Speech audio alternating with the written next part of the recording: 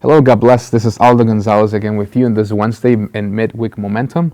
Today, I want to share with you a verse specifically in the Old Testament in the book of 1 Samuel, chapter 12.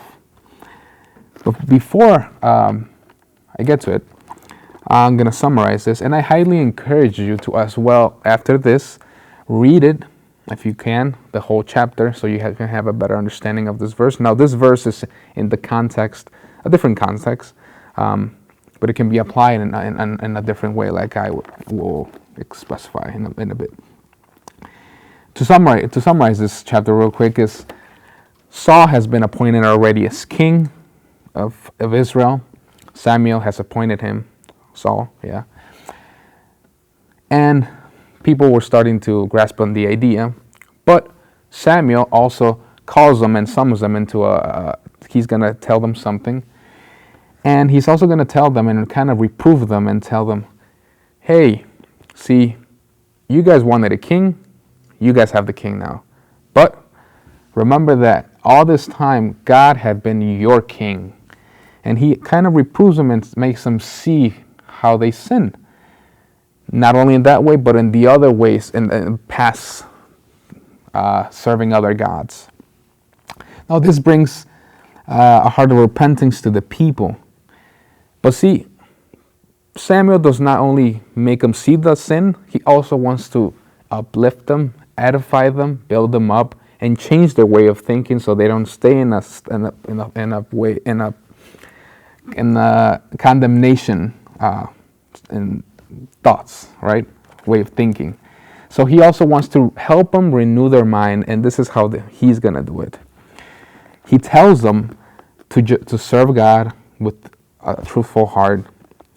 He also tells them to not, in verse 21 specifically, and turn ye not aside from God, for then should ye go after vain things, which cannot profit nor deliver, for they are vain. For the Lord will not forsake his people for his great name's sake. And here we're starting to see a little taste of God's goodness, of God's mercy, grace, and love for people, that he loves them. He also tells them that he wants them to be his people. Yes. So now we can read verse 24. It says, only fear the Lord and serve him in truth with all your heart. For consider how great things he hath done for you. See, it tells them to serve him, and he tells them to consider how great things he has done for them. Now, when I looked at this word in the Hebrew, the meaning of this word consider is like playing a slideshow. It says to look, basically to have a slideshow, to have a video of a visual thing of things, right? But in this verse, he tells them to consider, to think, to ponder upon the things that God hath done in the past for them. And that's something I want to highly encourage you to do. When you wake up in the morning, when you think you're not going to have a good day, when you're having a rough day or something bad, just a really quick tip to change that way of thinking. Think what great things God has done for you in your life. And when you start doing that, one thing will lead you to another one, and then that thing will lead you to another one, and that's how it started there.